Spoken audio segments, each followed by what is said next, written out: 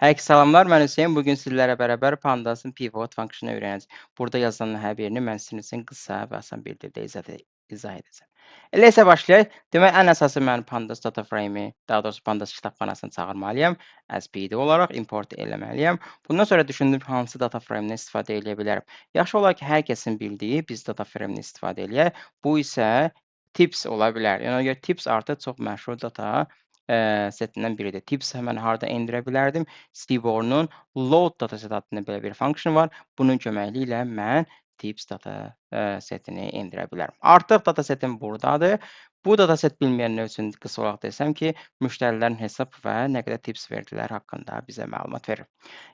Qayıdaq sualımıza. Bugünkü biznes sualı. Deməli, fərz edin ki, siz bir şirkətdə data analitik olaraq çalışırsınız və şirkət sizdən istəyi ya da tələbi bundan ibarətdir ki, hər gün nahar və şam yeməyi vaxtı verilən tipslərin miqdarı nə qədərdir? Artıq sizə belə bir sual gəlirsə ki, deməli siz avtomatik olaraq düşünürsünüz ki, mən qruplaşdırmadan istifadə etməliyəm. Qruplaşdırmadan istifadə etməlisinizsə ki, siz qrup by'dan və yaxud da pivot table-dan. Yaxşı olar ki, pivot table, ona görə pivot table daha müasir deyək, daha çox parametrləri var. Okay, elə isə davam eləyək. PD-yə deyirəm ki, Pandasa gəl.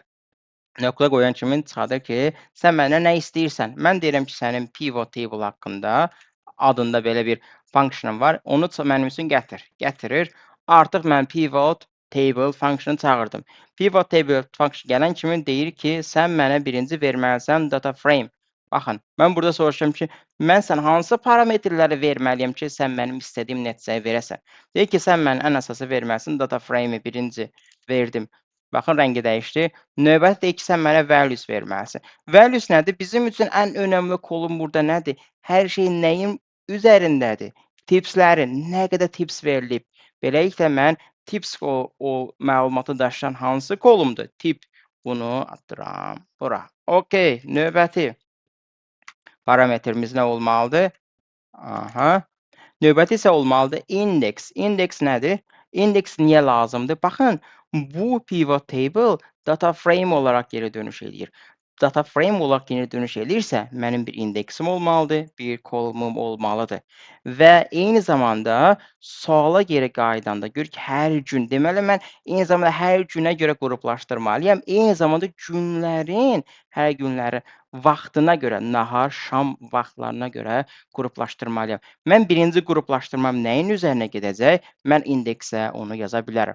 Mənim birinci qruplaşmam olacaq günlər, yəni hər gün, həftənin birinci günü, ikinci, üçüncü günü və s.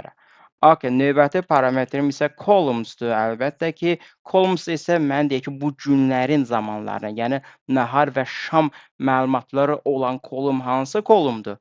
Time-dir. Aha, və ən sonda isə time yazacaq bura. Sonda isə mənə aggregation function lazımdır. Aggregation function nədir? Aggregation function mən bu başların, tipslərin nəyini tapmaq istəyirəm? Biznes sualı isə bizdən samını tapmaq, yəni miqdarını tapmağımı tələb edir. Artıq mənim pivot table-ım hazırdır. Yəni 4-cü gün mən lunch zamanı $168 qazanmışam. Dinner zamanı isə cəmi $3 qazanmışam. Əgər biznes sualı bizdən bunun sayını tapmayı tələb etsəydi, o zaman bura count yaza bilərdim. Okay. O zaman isə mən görürəm ki, məsələn, 4-cü gün lunchda 61 dəfə mənə tips verilib. Dinner zamanı isə cəmi bir dəfə mənə tips verilib. Dəyişək sum eləyək.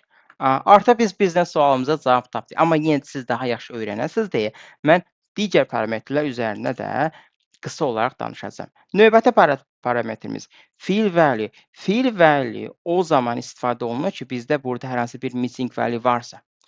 Bizdə hər hansı bir missing value yoxdur, ona görə biz bunu keçə bilərik. Növbəti margin. Margin çox önəmlidir. Gəlin margin yazaq. Marginə baxın, margin hansı dəyərləri qəbul edir? Boolean, yəni false və true.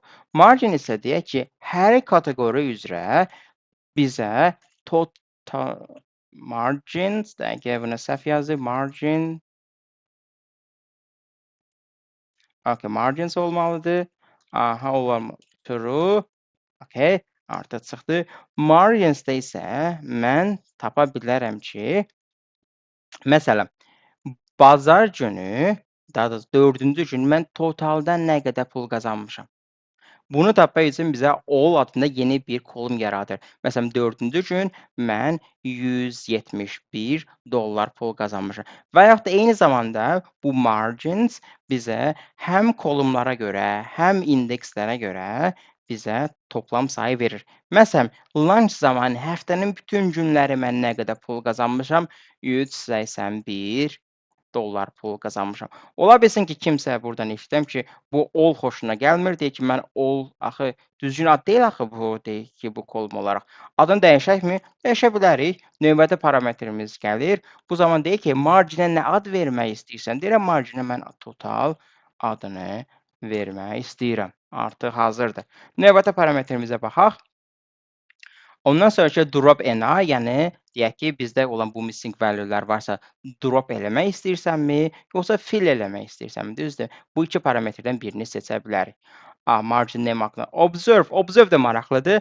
Observed isə əgər bizim burdakı olan bütün deyək ki, burada lunch və dinnerdə əgər hər birində 0 dəyəri olsaydı və yaxud da missing dəyəri olsaydı, bu kateqoriyunu göstərsin yoxsa yox? Margin isə bizə daha doğrusu observe isə bizə onu müəyyən edir. Növbəti isə sort sadəcə mən burdakı olan indeksə görə sortlaşdıra bilərəm. Okay, bu qədər. Biz bugünkü biznes sualımıza cavab tapdıq. Növbəti görüşlərdə, növbəti dəfələrdə görüşmək üzrə.